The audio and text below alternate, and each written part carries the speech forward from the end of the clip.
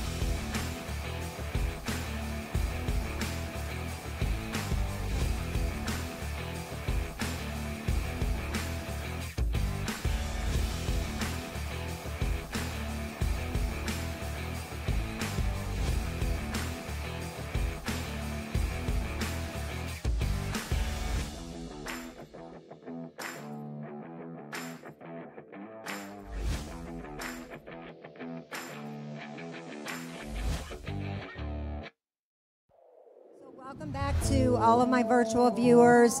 Again, we will take any of your questions. My tech team will have a mic. So if there are questions in here, you need to be on the mic so our virtual people can hear. I think what I'll do is I'll just leave this mic up here, and when it comes to Q&A, you can just come up and get the mic, because there's too many people to share one, okay? Yeah, I'm talking to you. Okay, sorry. Okay, so I'm going to turn it over to Connie. I'll let you introduce the panel. I kind of just did introduce the panel with their certificates, but I'll let Connie start, and we'll go from there. So let's welcome our panelists, everyone.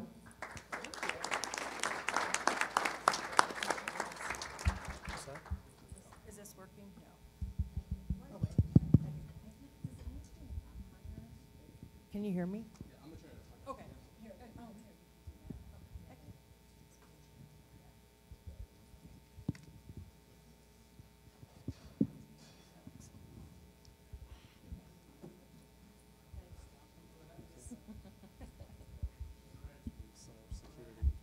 Can you hear me okay now? Okay, perfect. So thank you for all staying. So obviously we have an amazing group of people up here. I call them all my friends, but I respect all of them. So I'll go ahead and just do a quick introduction, and if you guys want to add anything, please do. So Tony is with Haleon, Trey is with OSU Med Center, Schlaine is with Curology, Katelynn is with Root, and Doug is with People's Bank. Oh my gosh, sorry about that. It's late. So do any of you want to introduce yourself, or do you want me just to go right into the questions? Okay, I'll do that. All right. So I'll start with you, Tony. So with ransomware being so prevalent in today's environment, What are you currently doing to plan and practice, and what groups do you include when you're doing tabletop exercises? Good question. There's a couple of things that come to mind, right?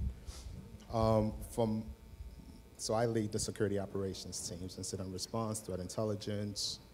So when we sit down and we talk about tabletopping, and we talk about practicing and ensuring that we're not infected with ransomware and how we would respond to a ransomware event, it's usually the technical teams I bring into those conversations. And for multitude of reasons, right? So obviously I want my team to be prepared. I want my team to understand what to look for, how to respond. But I also want to include digital forensics in case we need to capture evidence of the endpoints that's infected. I'm also bringing in the infrastructure team, right? So we can talk through how they would recover from such an event. And then we talk about how we engage legal and HR and public relations. Can you hear me? Okay, cool. Public relations, some of these folks, but we, at Haleon anyway, we approach it a couple different ways. So we have the technical tabletops that I just talked about with the technical teams, but there's also tabletops happening at the senior leadership level. Those are usually handled by our CISO, who takes that and work with our senior leadership to talk through, okay, Tony's team is reacting to a ransomware event, and we need your engagement. And so they talk through what that playbook would look like for them in that scenario, right, at the senior leadership level. I'm just going to go down the road and I'll mix it up a little later. Okay. So same question. We're similar. We do tabletops with our technical teams as well as our senior leader teams. We're like a large department of the university. So the university is sort of our ISP from a technology perspective. But we make sure that from a ransomware perspective, our individual technology teams, our senior leader teams are all on the same page. So a recent tabletop had risk management from the university, legal from the medical center, privacy from the medical center, security teams, our chief medical officer, just a lot of different players. And it was interesting because Tony mentions playbooks. We don't typically have playbooks that are very well defined when you talk about that level of individual. There's a lot more organic communication that takes place. So some of our lessons learned from it was we needed to be a little more formal in our documentation. Because, for example, I will text the CISO for the university because I know he's the CISO for the university. But if he happens to be on a boat in Antarctica somewhere, I don't know who his backup is, and I don't know how to reach out to their group formally to make things happen. Of course, we'll figure it out, but if it's not documented, it's something that could easily create confusion if the right people aren't communicated with. So we definitely took a broader audience with this last tabletop, and it was very beneficial for us to have that conversation. And the after-action report and our follow-ups are to have better documentation between our various groups. Can you hear me? Hi.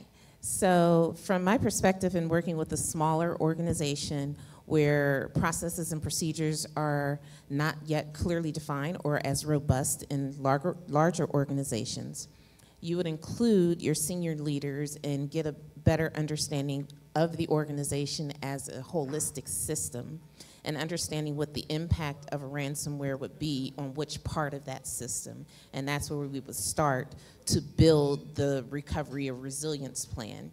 Business continuity and disaster recovery is key with the type of ransomware attacks and malware attacks that are happening in organizations today. So it's not just about the technical aspects that can be brought back up or recovered. It's about the business functionality and how that business is going to continue should one area of that business be impacted and no longer able to function. So you need to understand the business operations, the key factors of the business, and what the impact would be of any particular type of attack.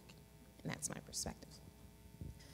Yeah, sorry, again, voice. I would echo a lot of what they said. I would add specifically for ransomware, we focus a lot on also including our CFO and our legal team and our cyber insurance carrier, because when it comes to things like payment and determination on what we're gonna do and how we may respond from a legal perspective. Those players have actions that need to happen very soon, and so they should be prepared. They should understand what kind of considerations will go into making the decision and have guidelines as to what they'll do already laid out, and who needs to really sign off. And depending on the amount or the nature of the ransomware, there is certainly some really in-depth conversations that happen. So I think that's the only other part I would add to what everyone else has said. I hope I'm not last every time.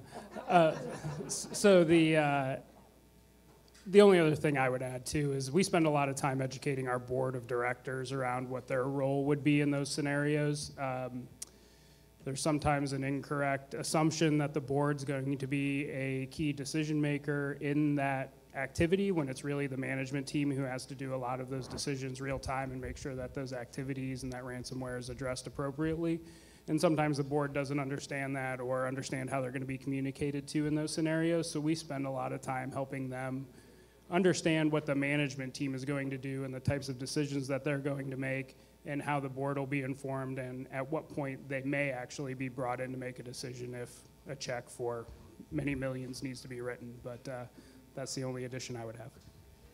And then I was just going to say, I think I've been in this space for a long time, but wouldn't you guys all agree that ransomware has been one of the single most things to really change the relationship between security and the business? Because at a show of audience, how many of you could write a $24 million check? So not really one hand goes up, and obviously that's a business decision. So I think it's just one of those things that I really like. I don't like ransomware, but I like what it's been able to do for security in the business because it's open conversations. And I'm pretty sure your boards and all of them are asking, what are we doing to avoid ransomware? Did you have a quick question? I did. Yeah. How many of you have purchased Bitcoin in preparation? Because a lot of times you have to, it's $4.62 million, like the slide showed, you're not going to do that overnight and get it purchased. So how many of you have thought about pre-purchasing Bitcoin just in case? And for the online people, the question was, how many organizations have purchased Bitcoin to pay for ransomware? Yeah, I'll not directly answer your question. The way we think about it is that's part of our cyber insurance policy is to pay the ransom if it reaches that point versus having a cache of money stored away in the event that it happens. So that's how we kind of mitigate that risk. Same, our cyber insurance carrier facilitates payment if that were to happen. Organizations I work for say keep it underprivileged, so it would fall under the cyber insurance, yes. Same for us. Same. All right, so I'll start with Doug this time. So for all of you, what top 3 trends do you think will be your top priority in 2023? Can I go last? No, yeah, I know. No, I think for us it's kind of a rotating set of priorities. So we are growing as an organization, so we're continuing to look for where we need to mature to meet the control environment requirements and also maintain the security of the bank. Specifically for us next year, data protection is going to continue to be a huge focus for us. Uplifting a lot of the manual control capabilities that we have and trying to figure out how we can automate those things will be critically important. And then from a just general macro risk level perspective, ransomware will continue to be a challenge, but I think what's becoming even more of a challenge for organizations is the phishing that's happening to our customers, and the spear phishing that's happening to those customers is really losing financial institutions more money than ransomware has over the last couple of months. So figuring out how we can address that proactively when we don't have control over the communication channels will be something that we're looking into. Yeah, I actually would echo those, so that's unfortunate to go right after Doug in this one. But the one thing I would add on top of that, which we talked about earlier today, is a security champions type program, continuing to build that out and really working on the pipeline for talent and how we're continuing to set ourselves up for a place where we have the talent that we need going forward to support those initiatives. From a small organization perspective, it's really establishing foundational security practices and controls, and really understanding the environment that we have and the industry that we're playing in. Establishing those policies and procedures and just basic clean security from the start, trying to get it right from the start. Bringing in talent that's needed as needed, that meets the needs, and understanding the risk posture of the organization as it continues to shift from a growth organization to a profitability organization. And I will echo everything that's been said so far. And we're looking to mature our zero trust architecture. That's a focus that we have. Just-in-time access, not as much prevalent privileged account management, things of that nature. So zero trust is the tagline we're carrying and trying to get more mature at it. Since I'm going last, I'm going to echo everything they just said. To add to that, though, I would say something that's very high on my priority list is active hunting in the environment, right? We've seen a shift from malware-less sort of infections to where we're seeing threat actors exploit vulnerabilities, living on the land. So it's thinking about how to hunt in the environment for post-exploit sort of activity, so we can better detect, because we all go into this assuming we're breached already, right? So we can better detect these breaches and respond faster. So that's one of the key priorities for me. Perfect. Okay, so the next question, I'll start with Schlaine. I'll try to, so you guys don't have to go last every time. So we discussed this a little bit in the keynote earlier today. Could you share, from your perspective, how do you find and retain talent, and also including DE&I and making sure that we're building diverse teams? That's a great question. Right now, identifying the proper talent is understanding what your critical needs are and being able to articulate that in a job description. In the organization that I am a part of, they included job descriptions through a process that ensured that it was diverse, or include diversity language, it was equitable, and that it met the requirements so that it was not exclusive in the language used to describe the job description, the skills, and the talents being needed. I think with the gap that we have in the cybersecurity space, but also with the new flurry of talent that's been made available due to the recent layoffs and cuts and things of that nature, it's going to be critical to understand the true need for the role, that it aligns with the business strategy, and that we find that talent that's not only a culture add, but also a business enabler in our security teams to help grow the function within the organization. I already spoke on this, so I'm going to let the rest of the panel. Yeah, I mean, everything, we're trying to do the same kind of things in terms of creating appropriate job descriptions that don't eliminate candidates for kind of undue reasons. One of the kind of easy things is, hey, you have to have a 4-year degree or X amount of experience. Well, I've got entry-level jobs that don't require a 4-year degree, and so how do we make sure that we open up the opportunities to people who maybe would not have otherwise for reasons that were probably unnecessary at the time. And then just being, I think, mindful about it as we hire and as we go through the interview process to make sure that we're getting diversity within the team in a lot of different ways, and in the way people think about how cybersecurity should operate, so that we can be better as an organization. Go next. Oh, girl, I wish I knew.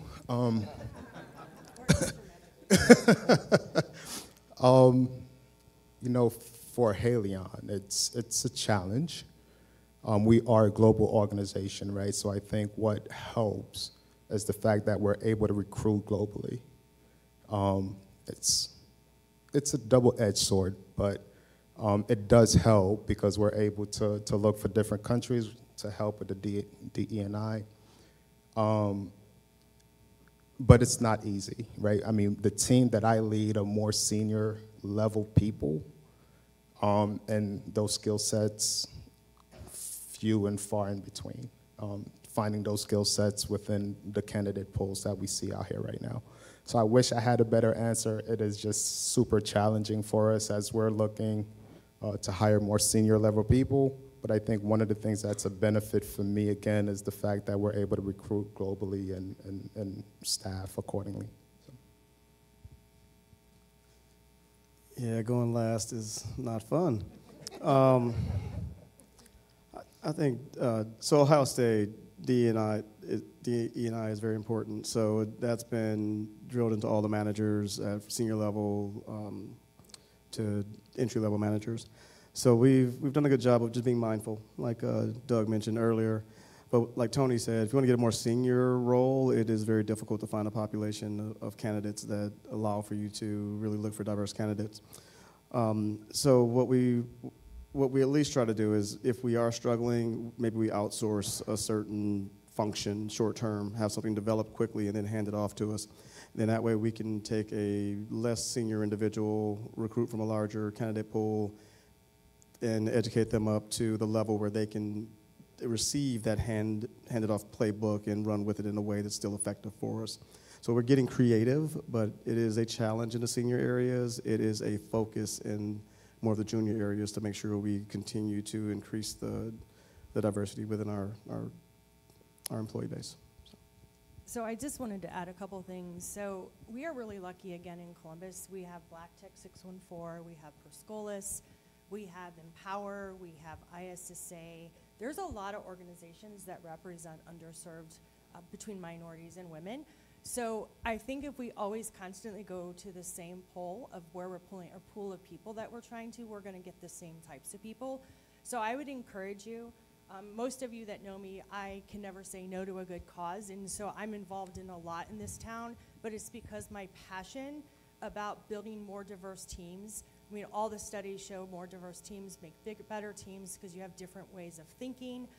So I would definitely encourage you to check out some of those organizations. There's a ton that are national too, like WISIS, and there's a ton of organizations. I know, Keith, you have a couple as well too. So just again, you know, if you just do some research, you can find some of those groups that you could actually look to hire some people. I was just going to add that in addition to all the work that we do to get a diverse candidate pool, it is just as important to consider the panel of interviewees and the individuals that are participating in the process for selection. And I think one of the things that, you know, just encourage everyone to make sure their companies are thinking about that and putting a diverse set of individuals on those panels as well, so that the hiring process is just as fair and represented as the application selection process. I just wanted to add one more thing, that in hiring diverse candidates and finding that right fit for the role and for the skills, also ensuring that the team and the organization has the platform or the infrastructure set up to invite and welcome those people into the team and the company and the environment, so that it's not just that checkbox activity. Okay, we got our diverse hire, now let them loose in the wild and see what happens. Because again, if the environment isn't set up along the entire pipeline, then we might lose that talent in the short term or to another organization. Oh, great points. Okay, so the next question is, and I'll go with Trey first since I don't think you've gone first yet.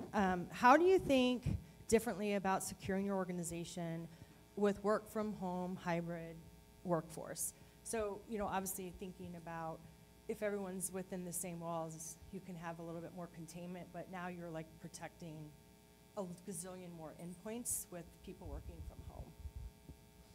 Yeah, that's a great question. And for us, you know, as a health system, everyone pretty much was in the same physical environment.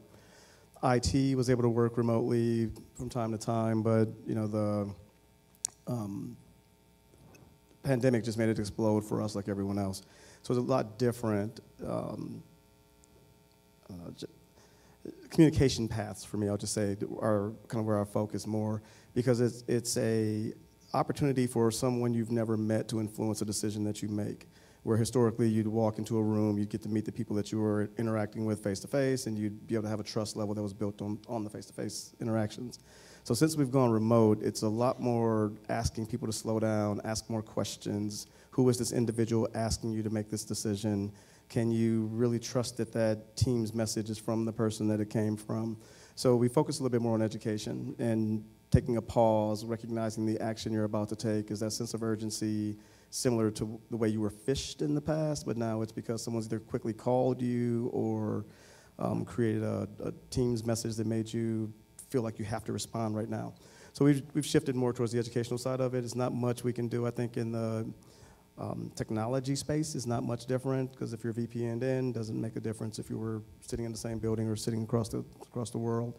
So the focus has been more on just the communication path, asking people to pause, making sure you understand, does this communication feel right to you? And because it's more than just email now, it's just a different version of phishing and trusting the person you're communicating with.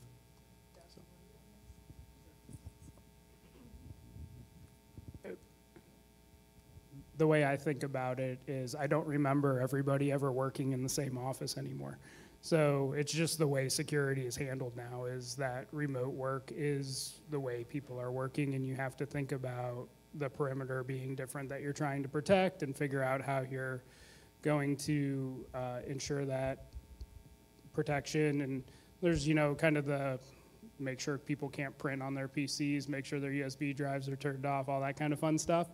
But it's just kind of the way of the world now, and the collaboration and the other things that are happening are now the controls that we focus on to make sure that the organization's operating effectively. I don't think I would add. I agree with both of what's been said, and additionally, creating a culture of security within the organization is key around that educational piece. In the previous organization, we made security a part of the onboarding process for all new hires that they had to complete, and ingrained in them that security was their responsibility as well as the security teams. But carrying that message through to everyday activities and that constant reminder of being aware and not being afraid to come to the security team to raise an issue or say you've made a mistake. We're not gonna fire you, you're not gonna get in trouble, but you will get additional education and be able to continue to help strengthen the organization's security posture, relating it to everyday things, relating it to themselves, letting them know you're not just protecting the company, you're protecting yourself, you're protecting the customers and the data, and just making it real for employees so that they take it seriously and continue that thought process. Yeah, I think the only thing I'll add, education is definitely going to be the key to Trey's point. But from a security controls perspective, again, having worked in a SOC and implementing more technical controls, it's looking at how we did things differently in the past, where we had a lot of our controls behind the firewalls and the four walls, knowing now the network is completely different, right? So it's moving things out to the cloud for us, giving the users the ability to work in the cloud, moving some of our controls to SaaS-based sort of controls, like your endpoint, your content delivery mechanisms, your security gateways, your email gateways, and your web gateways. Moving some of these controls out to the web or SaaS-based just made it easier for us to scale, right? And easier for us to monitor everything, even when it's not connected to the VPN.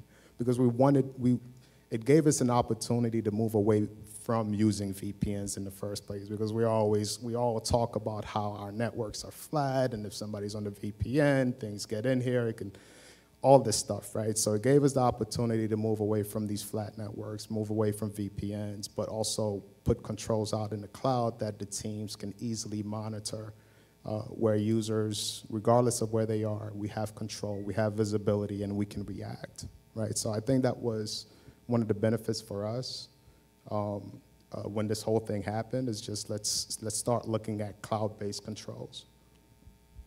So just by a show of hands, I'm starting to hear this more often, and it's alarming to me, where there are a lot of companies going 3 and out. Like if you hit on 3 phishing emails, you're going to get fired. I feel like I hate when we associate security with FUD and just trying to scare people, because it doesn't work. And like, for example, like, can you imagine, like, let's just say in a distribution center that they have emails that they're normally not as tech savvy? Are you going to let go of all your entire floor? Good luck finding replacements. So, you'd have to start with the C-suite. Yeah, exactly, exactly.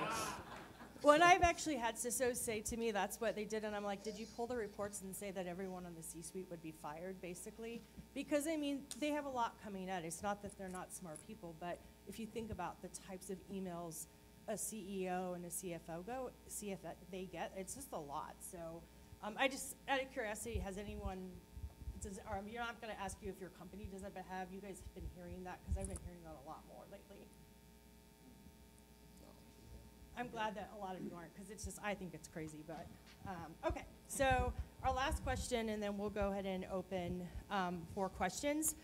So cyber insurance is something we all have to deal with. Obviously, in the last year or 2 years, it's changed drastically. So this is 2 parts. One, what advice would you give to people to be better prepared? And on an average, how many carriers do each of you have for your cyber insurance? What was the first part? Like, what advice to better prepare for when you meet with your cyber? I'm sorry, to better prepare when you meet with your cyber insurance carriers. Like for getting a new policy. Yeah. Okay. I think really, if you've gone through this process in the last year or so, you've seen how complex the questionnaires and the interactions with the carriers are. So I think, one, allow plenty of time for your team to dig into what they need to dig into and to respond honestly and comprehensively. And then I think really we're looking at these as almost requirements that go into our program going forward. So these are considerations that we look at when we're thinking about the value proposition of implementing certain controls or certain mitigations. And then I think, what was your the last part? Oh, like how many carriers? We just have one carrier right now. Okay. And we have a really great partnership with them, actually. And I would say leverage those partnerships. They have a bench of resources as well. And really, it can be pretty beneficial if you use it the right way. They participate in a lot of conversations with our C-suite, and I think it's been really helpful to get an external perspective from groups that deal with incidents across a variety of different organizations and different types. Yeah, the amount of time, I mean, it's essentially an audit of your environment from top to bottom, and so the level of detail may even be more stringent and technical than your auditors bring to the table. So obviously, yeah, have the time, have the insights, have the understanding of what's going on. You know, I was on a thing yesterday, MFA is table stakes. If you don't have it, you're probably not getting coverage. And there's probably a couple other things like that as well. And then, you know, one of the things that I found, so we have one carrier, one of the things that's been really beneficial in working with them is they have a real-time dashboard where we can load information into there, and it'll tell us kind of how we're doing relative to their underwriting process. So we're gonna know if we start to deviate from what they expect as the environment changes. And so that's been good to help drive investment and other capabilities that we need to introduce.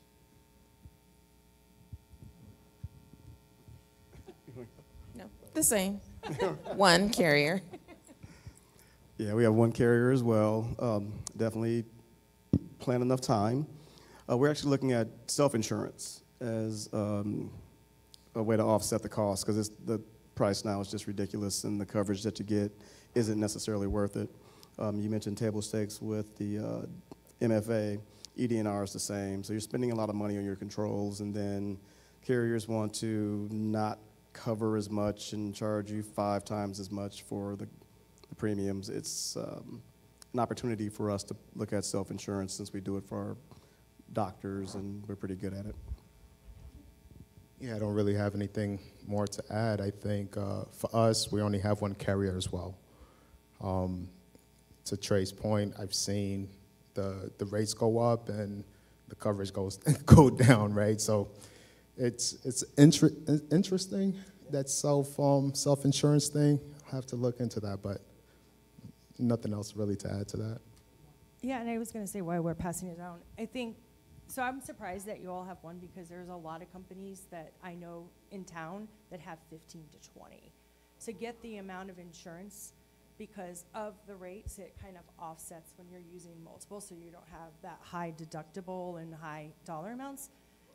Who knows if it's going to work well? And then I don't know if you guys have been reading, but Lloyd's of London, which is probably one of the biggest cybersecurity carriers, they will not cover anything from nation state. And where does ransomware come from most of the time?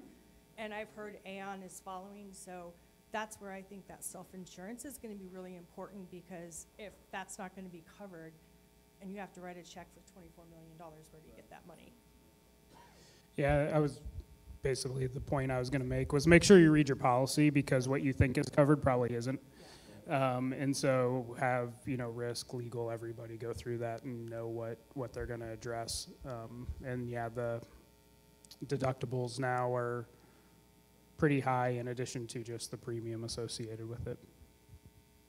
All right, so that's all of our questions. So we want to definitely open it up for anyone that has any questions.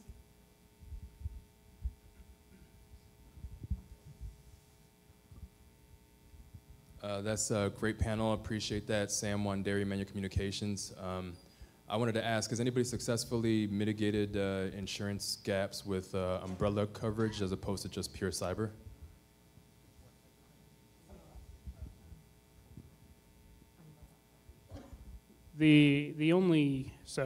No, but the thing that we've seen more of is if you're leveraging like a managed service provider, or if you've bought certain products that help you understand your compliance footprint, they'll throw in kind of a kicker of, we'll give you $100,000, $1 million worth of coverage if there's a breach in a certain way. So that's kind of what we started to see happen a little bit more in terms of like a general umbrella coverage when you purchase different software packages or services. I know Katelynn and I were at a dinner not too long ago, and how many of you have heard where the vendors will give you $1 million or $2 million if you have a breach? Are you guys familiar with that? So my whole thing is, I guess my advice would be, you need to understand, are they insured? Who's backing them? Because guarantee you, if they get a couple of them, they're going to get dropped. So if you spend all this money, and honestly, $1 million for a large enterprise, that's not even it's sad, but it's nothing. So I would just say, make sure you do due diligence. There are a lot of insurance carriers that are not really backed. And again, if they get enough claims, or if it's super cheap, we all know the notion of you get what you pay for. If you're paying like $5 grand, what is that going to actually cover on a breach? So I would just, as you're thinking about things, I would definitely make sure you ask those questions and get that documentation.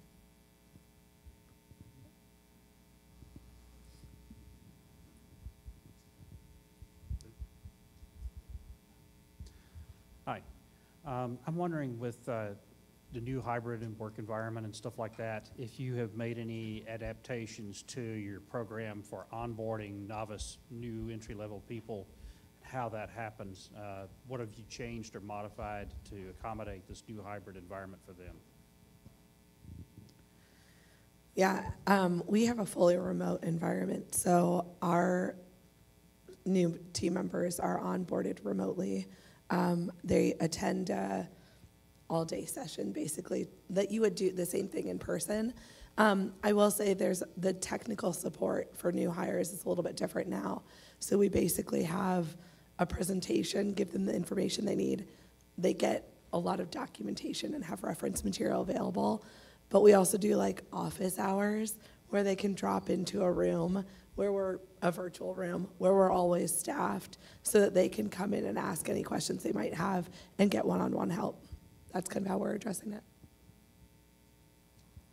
Similar, we've had fully remote onboarding sessions where we'll ship the new hire their laptop, and it's automatic. They open it up, turn it on. They get a series of videos they get to watch to show them how to use their laptop and how to log into things. And then they're in the virtual training classes with the different new hire staff and the different people from the business units to educate them and engage them and orient them to the organization and to their new roles and things like that.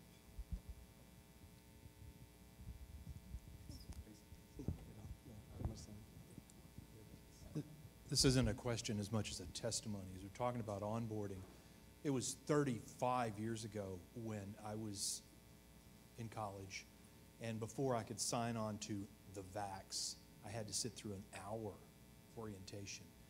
The next time I remember something like that was when I joined Nationwide Insurance, and they required an hour or may have been 2 hours of orientation. Those are huge helps, getting people to sit through it, because the next job I had, well, you had some online courses and it was not as effective.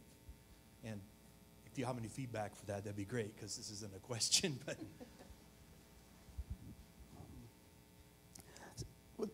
Because we have clinical staff, we were never able to get rid of our orientations entirely. Like, you had to have a physical presence for that person to come and get their badge and et cetera.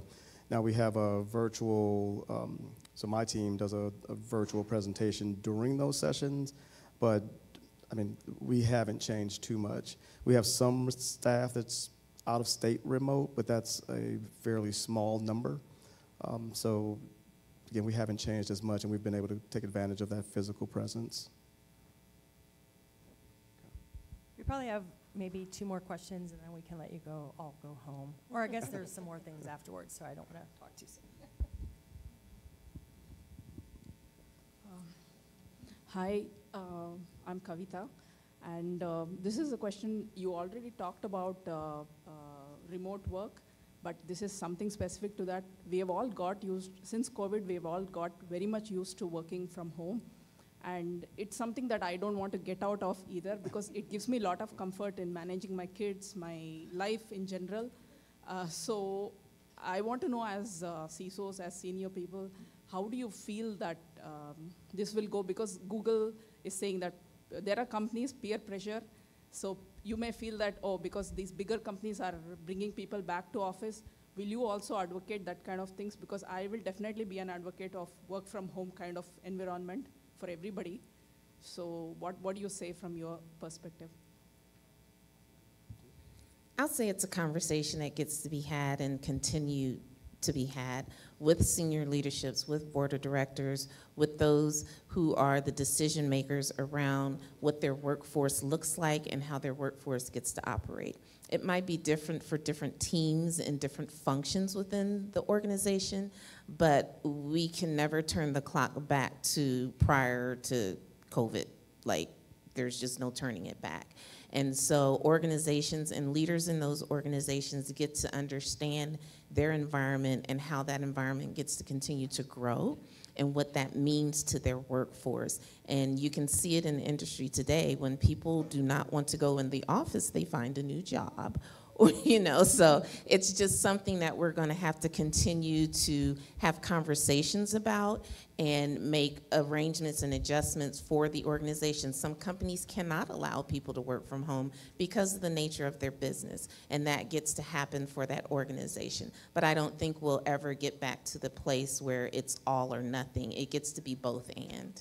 Okay, thank you. Our company uses a philosophy. We are remote mainly, but the approach is really, they call it work where it works best. And it's best for the employee and the company, which I think is the right way to think about it's a conversation. There isn't a one size fits all. For most organizations, you know, they're gonna have different needs across different business units. Some organizations will have requirements that are strict for certain purposes, but I do think for the most part, if you don't fall in that category of there's a specific reason we have to be in person, it is a conversation to be had to determine what's best for both. The thing I always talk about on this topic too, though, is as a employee, which we all are, if you're remote, still figure out how to network within your organization. I think that's the thing that's probably been hurt the most as a result of remote workforce is how does anybody know what anybody else is doing and kind of where the talent is in the organization and who can develop. So it becomes more something that you yourself have to focus on versus relying maybe on your manager or leader to get you in front of the right people and network. So just a word of wisdom or a word of advice is make sure you keep that in mind, regardless of where you're working. And I'd like to add, like, I think about if everyone wants to work from home for the rest of their life, they need to do their job, be responsible, and work like it's your own business. Because as soon as productivity starts to take a nosedive, it will turn. The smaller companies may not, but like a lot of larger companies already in this city are requiring people to come back 2 to 3 days. But I also think it really depends on a conversation. So for people that are reporting up, my advice to you, if you want to work from home, make sure you're doing what you're supposed to be and make yourself accountable to what you're required to do and go beyond. And I think that would pretty much eliminate that conversation as long as people are doing what they're supposed to be doing. Yeah, the only bit I'll add to what the panelists said already is, as leaders, we also have to think about the needs of our people as well, right? That face-to-face sort of interaction.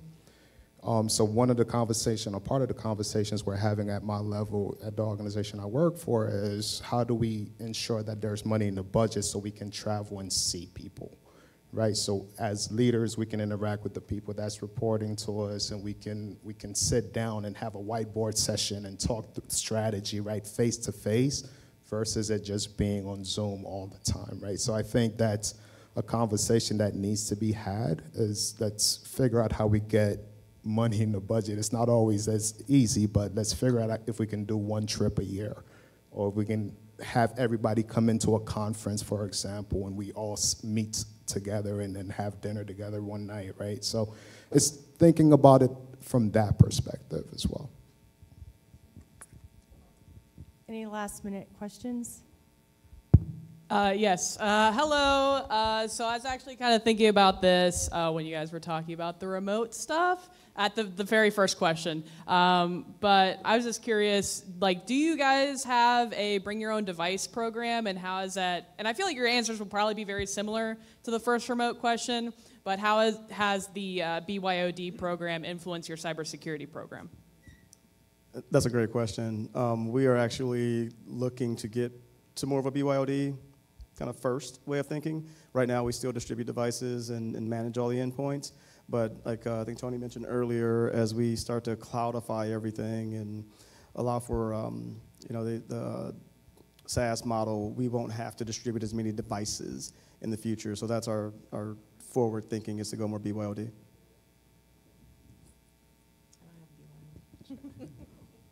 We have a combination.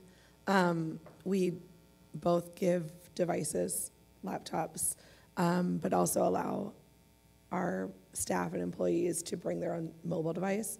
And we manage those too in different ways, but in a sort of consolidated environment and view.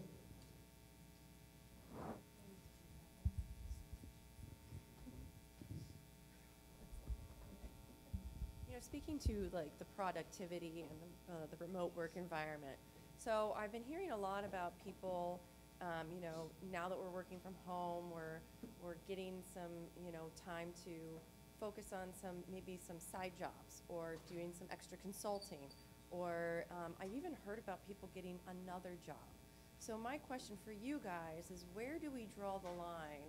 Because I've actually heard of people saying, well, I've got 2 full-time jobs, and I'm like, okay, so I haven't really heard leadership, talk about this before. So I'm kind of interested in what you guys think about this and where we draw the line. Anybody want to talk about that? Is that tough? Because I just don't think we're talking about it. Yeah, I don't think we're talking about it. I think we're ignoring it if it's happening, right? And I think it goes back to, though, the productivity. I sort of jokingly tell my teams, like, if they need to go to an appointment or something, like, I don't care. You don't need to let me know as long as you're getting your work done, and let me know how I can help you out and those types of things.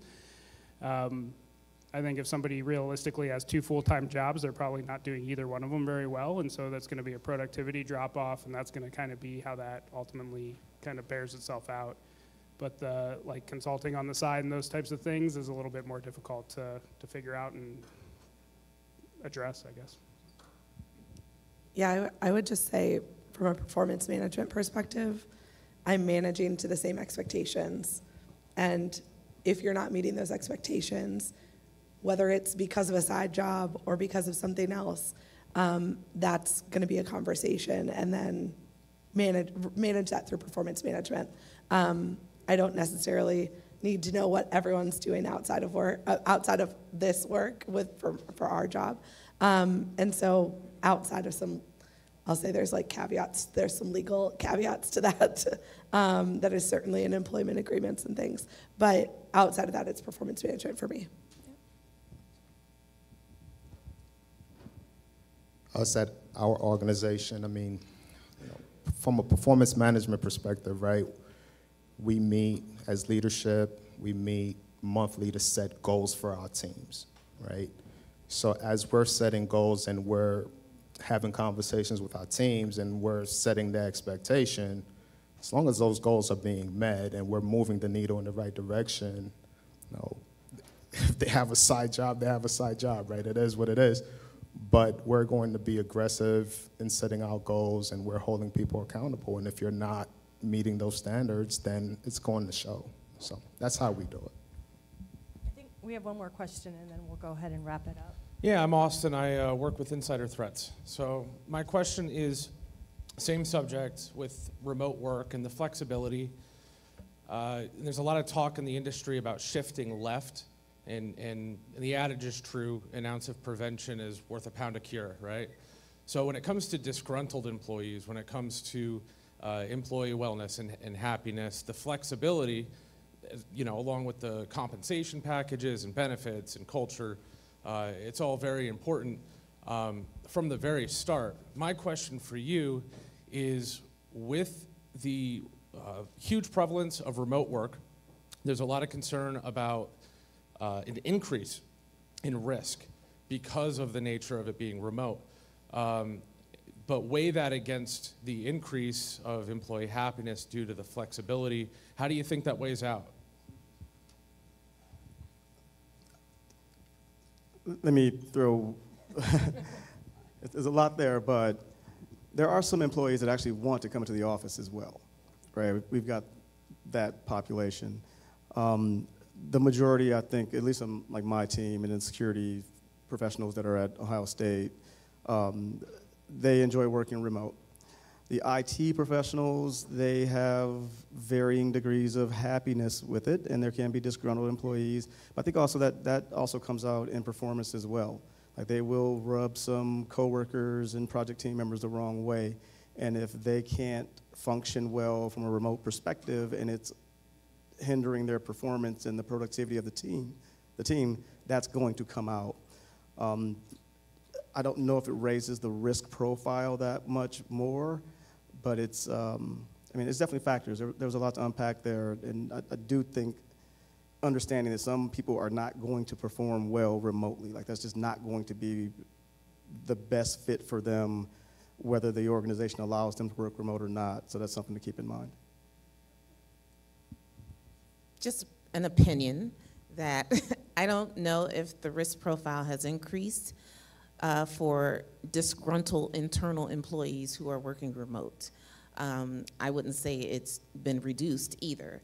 I think from a security perspective and the security leaders' perspective that we need to be cognizant of the insider threat and act accordingly by only assigning least privilege. I mean, just begin with the basics, right?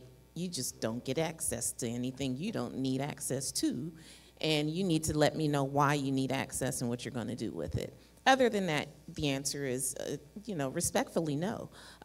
So just start there with the basics, and you can kind of reduce your risk.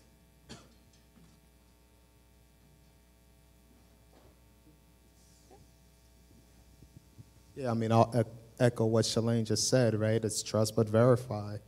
You want to implement controls in your environment that's going to restrict the user's ability to do things they shouldn't be doing, and then you want to implement controls to monitor if somebody's doing something they shouldn't be doing and respond to that. So I think it's just being proactive about it, knowing that, I mean, obviously when COVID happened, I think it shifted how everybody thought and approached things, and as we sat down and we were just looking at the landscape, it's like, okay, we need to be proactive in our monitoring and taking away access that users shouldn't have. So I think that's the approach, right? It's trust, verify, don't give too much access if they don't need it. Well, I want to thank all of you lovely people for doing this, and thanks everybody for staying. So have a good evening.